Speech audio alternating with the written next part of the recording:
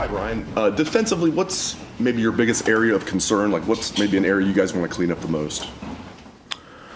Well, coming out of the game, I think when you look at the game, the first thing you recognize, we lost the turnover battle. Anytime you play in a game like that, that hurts you. We didn't create any turnovers. That's the first thing. The second thing was the explosive plays. Too many explosive plays. So right out of the gate, that's the first thing. And then we didn't win the rushing yards. So, all of those things have got to get fixed if we're going to win a game like that. Far left, Joe Nugent, WCMH.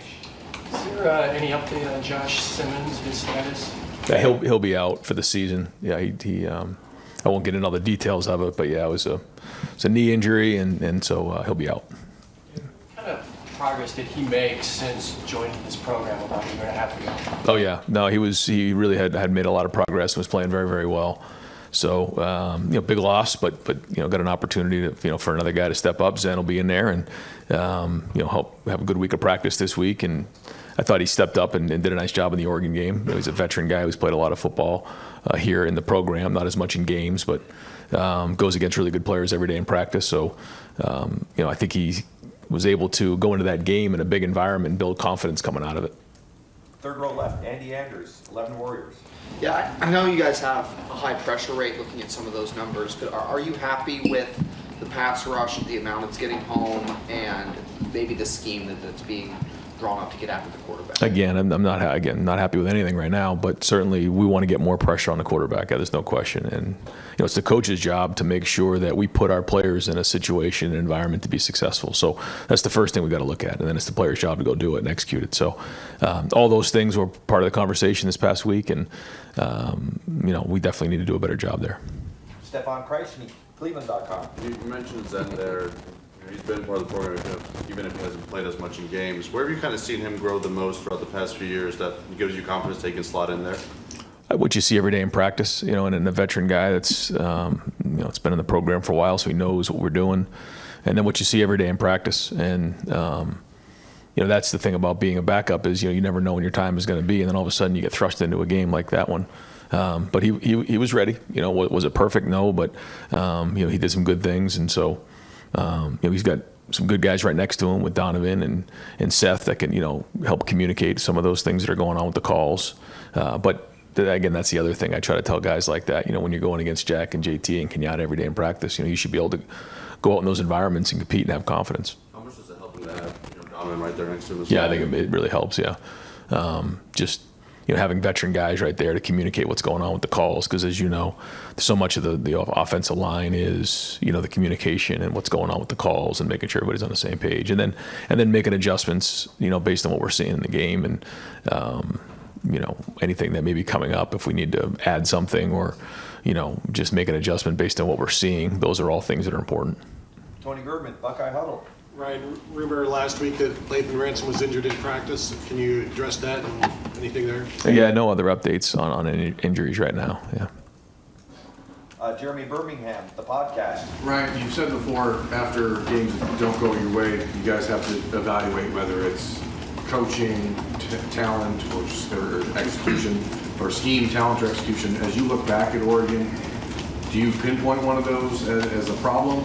And if so, what's the step to address it? Because there's obviously other talent-equated games coming. Yeah, I think the first thing, like you said, you look at the personnel. You have to make sure we got the right people in the right spots. I think we do.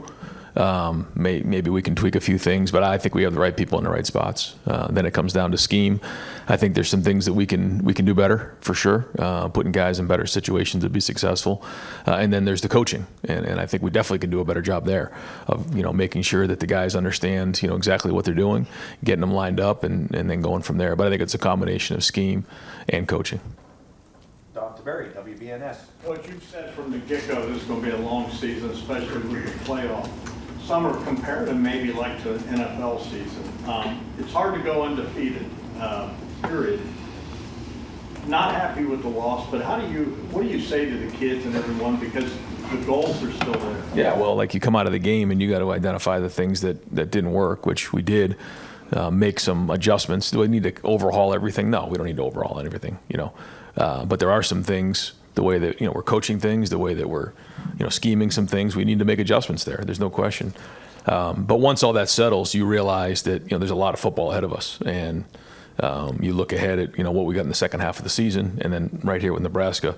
And so, you quickly move on to that and realize that, there's a lot of teams across the country that have taken a loss. So now we got to go adjust and play our best football here in the second half of the season.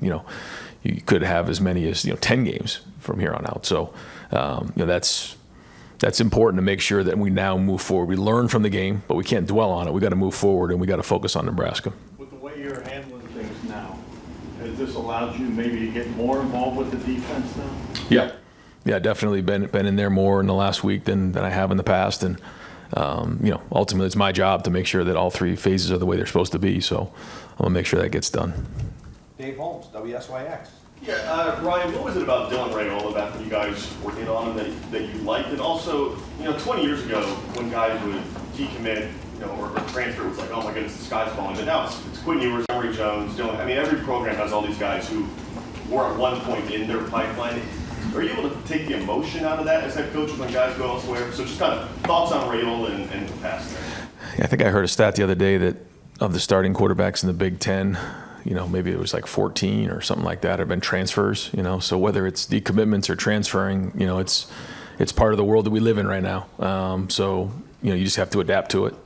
We try to make sure that we're retaining as many of our guys as possible. That's kind of the stability of our program and the culture of our program. But so yeah, that's that. When it comes to Dylan, I think he's got an opportunity to be a great player. I think he's already playing at a high level, and he's got a lot of talent, and he's got a great family. Joey Kaufman, Columbus Dispatch. Ryan, as far as Quinchon, you said on the radio he's doing fine. How is he practicing this week, and whatever he may have been dealing with, did it have any effect at the Oregon game with like the fumble? No, it'll look close at that, but that wasn't an issue there. Minor procedure. I think he's actually feeling better now than maybe he did going into the Oregon game, so he's good. Was it not? It was not something that was lingering before Oregon? Yeah, it didn't affect the Oregon game. Okay. Yeah. Stephen Means, Cleveland.com. Denzel's a veteran for you guys who's played a lot of football, but obviously clearly didn't have his best game a couple of weeks ago. And I think we've had this conversation about other guys in the past, but striking that balance of letting a guy like that who has played a lot of football, done a lot of good things for you, figure it out versus maybe trying somebody else in that spot, like a Jermaine Matthews, who has been thrown in there at times. Was there any conversation like that happening throughout the game of, hey, let's give Denzel a series off, let him get his head together, and let's throw Jermaine Matthews out there just to see if we can get something different? Yeah, it's definitely part of the conversation, and you have to decide what gives you the best chance to win in that moment. And decision was made, and so we evaluate that and figure out if that's the right thing moving forward. But we believe in Denzel. We think he's a great player, and he did have a couple plays there that weren't good, and he would tell you the same thing. And so he came out last week and had a good week of practice. Needs another one this week, and he'll rebound and play well this week. How do you feel about your secondary depth, cornerback and safety overall right now, 6 games into it? Yeah. We probably have more depth at corner than at safety, but I feel like we do have enough guys back there to get what we need to get done. Bill Landis, Kings of the North. Ryan, are Jim and Larry on the same page with how to go about generating more pressure and the schematic tweaks you're talking about with the defense? Yeah, for sure. I know that there was a point maybe early on when Jim got here where there was conversation about the jack and all that. But our goal is to put the best 4 rushers in the game, or if there's 5, maybe there's 5 or whatever it is. And so that decision's been made, and we reevaluate those things. When you have to, certainly after a loss, but even during the bye week, you're going to do something like that. But no, I think I've watched closely, and I think that they're both on the same page. And we all want this week especially. We've wanted to look at everything, and nobody's feeling good about anything right now. It's just coming off of that thing. There's a lot of guys on edge, and that's the way it should be. After a loss, but no, they're on the same page. I think that's the point. And I've been in there the last week a little bit more and just evaluating everything. And I think the one thing is, there can be, conversation in the room, but when you leave the room, everybody's on the same page, and that's happening. I'm seeing that. But it's again our job as coaches to make sure we're putting them in the best position to be successful. And you got to evaluate it, and you got to be honest, and you got to make sure you're talking the truth in those moments. And I think that's happened the last week, and excited to get back on the field here. If you look at And I know the job of any coordinator is just to sort of take the talent on hand and put those guys into the best position, like you're saying. Right. If you look at some of what Jim did at Oklahoma State and what he's doing now, it does look quite different in terms of like structure and fronts and all those things. What were the conversations like when you hired him about like, hey man, do your stuff, or was it, no, we have our players here, work around what we have on hand? Yeah, a little bit of both. Yeah, I mean, my goal, bringing Jim in was to be the head coach of the defense and to run it. But there was also, we have, recruited very well in the defensive line. So, when he was at Oklahoma State, they didn't have, 4 down D linemen and then certainly no depth behind it. So, he had to be creative about what he was doing there. Decision was made a long time ago that, we have the D linemen here at Ohio State that can play with 4 down linemen. Now, might we consider some different fronts and changing that up? I think it's all very good conversation, and we have to make sure that we're going down all those roads to make sure that we're putting these guys in a chance to be successful. We're making it not easy for the offense to just line up and know where we're coming from. So, but I think at the end of the day, to answer your question, it comes down to the personnel you have and where you are, and to put them in a chance to be successful. And I feel like we have plenty of D linemen here, and we have the right guys on the field. But we got to make sure that we are changing it up and making sure that it isn't just a 4-man rush straight all the time, for sure. Pat Murphy, 24/7 Sports. Ryan, you mentioned previously about Chip that he's a guy who will stick with the run. Against Oregon, second half, 12 rushes, 7 of those were running backs. Why did you guys get away from that? And obviously you moved the ball. Right.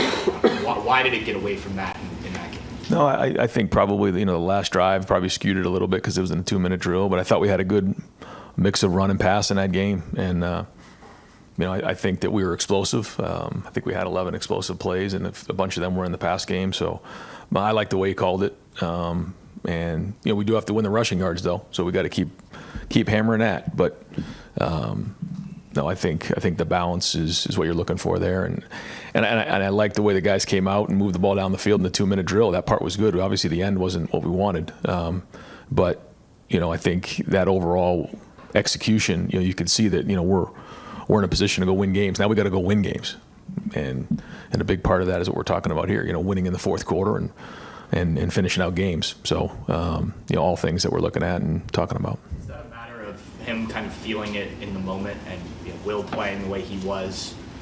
You kind of go with what's working in that situation? Yeah, a big part of it is what you're seeing too, for looks. And I think there was some times where we were in 11 personnel and they had base in the game, and so there was some different things that they were doing. So I think that's the sign of a good offense, when you can quickly go to one thing based on what you're seeing. And now if all of a sudden we were just throwing the ball and it was a mess and we weren't completing the ball, then I think that would be the problem. But again, I thought we had a good mix there, and again, didn't finish it the way we wanted to.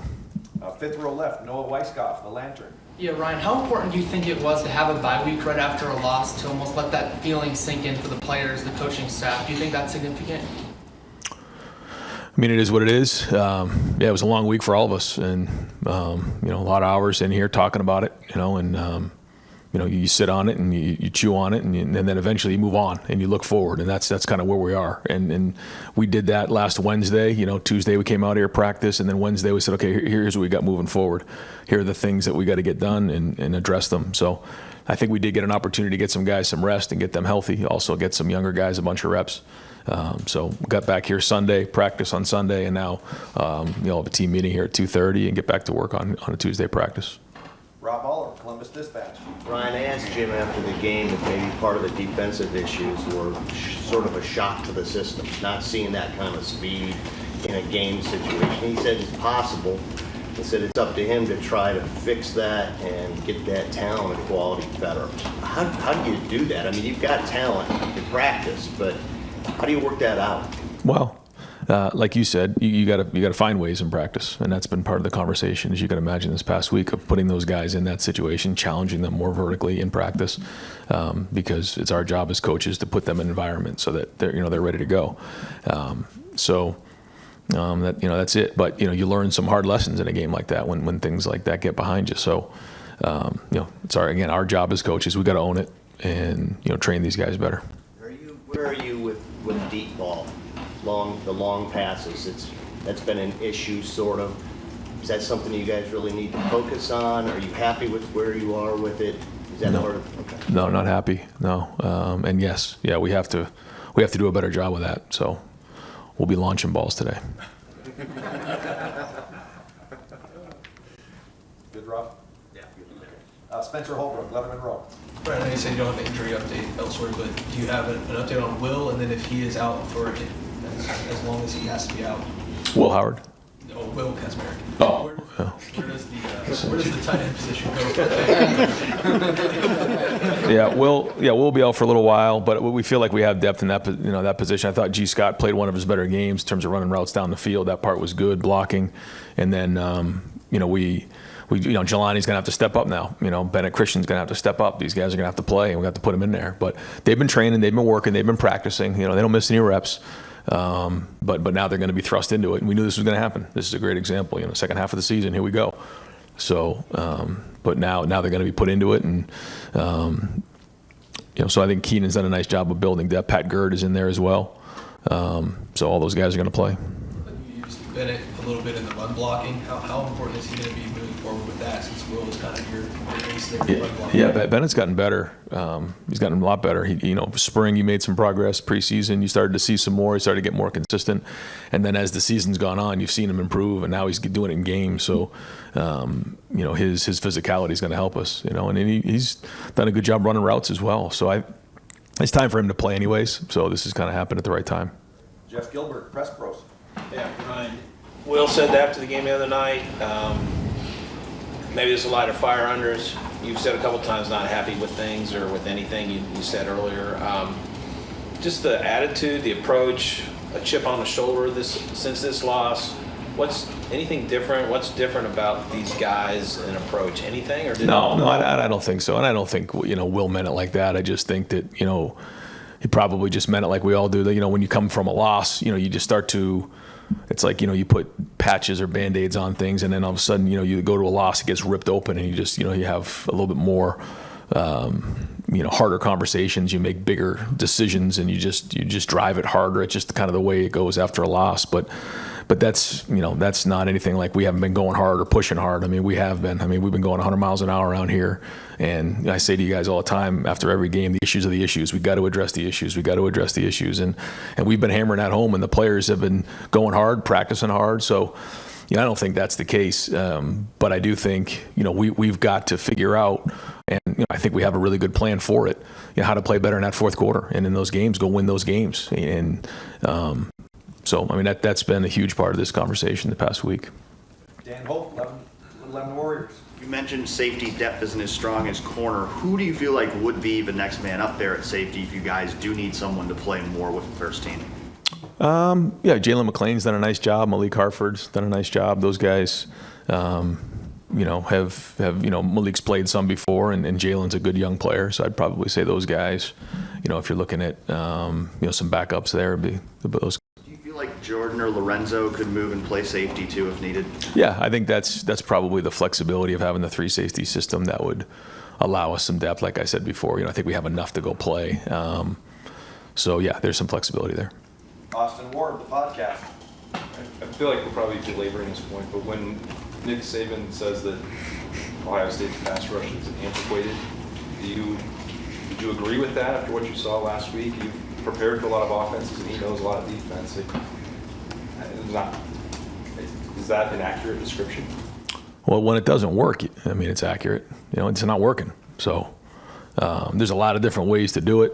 There's different strategies on how to go do that. But when you have the results that you do right now, then certainly it's not working, and that has to change. Andy Backstrom, Letterman Road. Yeah, Ryan, it's one thing to play here, it's another thing to suffer a loss here and respond to that. What do you see from Will specifically, Will Howard, and how he's kind of responded to the game at Oregon? Yeah, I don't think anybody was hurting more than Will Howard after the game. I thought he played his heart out in the game, and it was a second short. And so, you don't just, when you have a bye week, you don't just get over it the next day. It's just not the way it works. And he took a couple days, but had a great energy today. Was in asking questions about some of the past game with the offensive staff, bouncing around. He looks good. He had a really good practice on Sunday. So, he's ready to go play the second half of the season. Just to follow up, you mentioned several times being more involved with the defense. What does that exactly look like for you? Is it just in the meeting rooms? Are you working hands-on with players individually? What's got that balance for you? Yeah, all the above. Yeah, on the field, in the meeting room. Whatever needs to get done is got to get done. Adam King, WBMS. Kind of going off that, Will, when you bring him here, you obviously have a mindset of what you want to see on the field, but you can't see it until you go up against someone like Oregon. There was questions about the big game moment. Looks like he handled it pretty well aside from some other things. Did that give you a lot of confidence moving forward in what he can do for this team and where he can lead you guys? Well, like I said, the number one goal is to win. What's talked about the defense, and statistics and those things. Well, win. Same thing on offense. It's about winning. So I'd say the same thing about, well, we didn't win, so it's a loss. But once you take that part out of it and you look at the way he competed, there was a lot of positives coming out that way. So we got to grow on it. So next time we're in that situation, we do win. Cameron T. Robinson, The Athletic. Rod, you mentioned Zen obviously steps in the left tackle, but how much, obviously you want to give Zen those reps in practice to get ready, but how much do you balance that with secondary options of either moving Donnie or Tegra over there? Yeah, we will rotate guys too, but that's pretty normal anyways. We'll have, like, even an inside drill, we'll have 3 groups in there, and then even when we're going scouts or 1s versus 2s, you have the first group and then you have the second group. So those guys are all getting reps, but we will roll guys too. You mentioned in the summer, obviously the offensive line had the illness that made you guys rotate more guys in fall camp. Do you feel like the way you were seeing that depth, has that progressed the way you thought it was since fall camp? I think it did help us in a strange way. Yeah, I think guys got forced into it early in camp and had to respond, and I think it allowed them some confidence to know that they can step into that spot and play. So yeah, and now Zen's really got to take the next step. Now it's one thing to be in a situation where you're coming in to clean up a game or finish a game.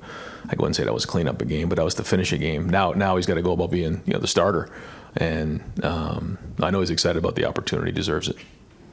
Bill Rabinowitz, Columbus Dispatch. You said you hired Jim Knowles to be the head coach of the defense.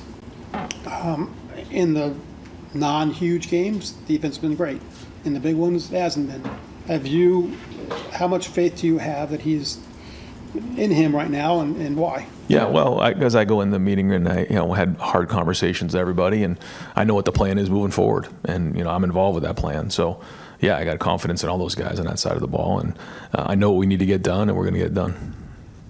Completely unrelated, I watched the game again last night. Last play, it looked like Will actually got down with 1 second to go, and Brandon was calling timeout right away. Do you have any thoughts on that? Did you send it to the Big Ten? Did you hear anything from them? Yeah, we sent it in. They said that there was no time left. Brandon was calling a timeout. I was right next to the referee calling a timeout. You can see it on the coach's copy, and they said time and run out. All right, we'll wrap things up with Tim May, Letterman Row. Thank you, Jerry. Nice. By the way, the crowd also had rushed the field, right? I mean, it was chaos down there. So, yeah. Will, what do you want Will to take away from those last 6 seconds? Because you were there as a quarterback a long time ago and stuff. I mean, there's so many things on your plate in that moment. What did you want him to take most away from that last play, so to speak? Well, just when you're in that spot, like you said, I haven't been in that situation before as a quarterback, but I've been in those types of situations. There's a lot going on. And the good news is, we do have the communication, so we're able to give him some information in that moment. And we tried to get a quick pass to Brandon, and someone flashed in his face, and he tried to dart up.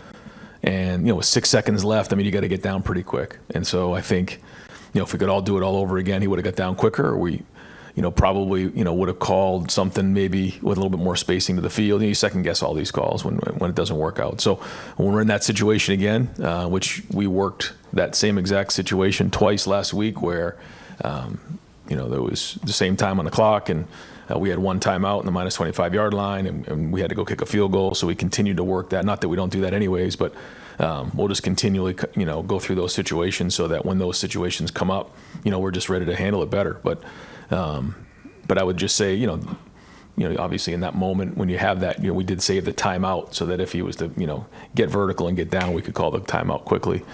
Tried to give him a quick pass and just layer it into the boundary. Yeah. And last these are 2 and 1, little bonus thing, but how much do you listen to outside noise? And do you ever get something from the outside noise? And have you in the last 2 weeks or week and a half gotten something from the outside noise? You know what I'm talking about? People like Austin was just talking about a minute ago, that you go, yeah, you know what? Never thought of that. I mean, how often do you do that? And then number 2, when you go into a meeting room with, like Jim knows, for example, the defense, are you going in there going, hey, I want to see this changed? Or is it always conversation? A little bit of both there. Yeah, coming off of something like that, there's both. And the other question was outside noise. I mean, oh yeah, well, experts in this room. it's easy. It's easy for everyone to say, just ignore everything. Well, your players are reading it. Your players' parents are reading it. Recruits are reading it. So you got to be aware of what's going on out there. But at the end of the day, you have to focus on what's right, what your team's about, and that's really what comes down to. And I think it's important for our guys to understand that. But when you come to Ohio State, that comes to the territory. You know that, and a lot of people care, and I understand that. I mean, it's my job as the head coach to make sure that when we get in that situation again, we win the game. So, trust me, nobody's working harder and nobody felt worse coming out of that game than I did. So I'm going to do everything I can to make sure it's right. Yeah.